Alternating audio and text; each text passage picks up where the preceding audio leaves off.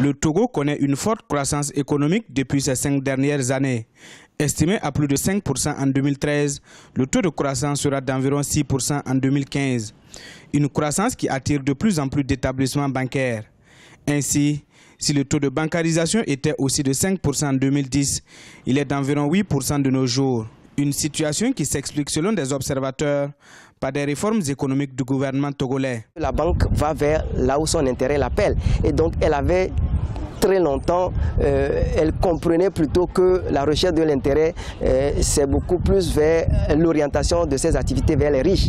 Mais elle a compris aujourd'hui que les populations à faible revenu, comme l'ont montré les institutions de microfinance, les activités vers cela peuvent être aussi rentables. Et c'est ce qui explique le fait que les banques font ce que nous appelons aujourd'hui le downscaling, la descente en gamme de clientèle. Le secteur informel togolais représente environ 40% du produit intérieur brut du pays.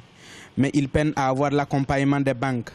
Coris Bank, qui depuis en a fait son cheval de bataille, propose la caution solidaire pour accompagner ce secteur, un pan important de l'économie du pays. Et Coris Bank a su, compte tenu de son expérience du marché, a pu proposer des produits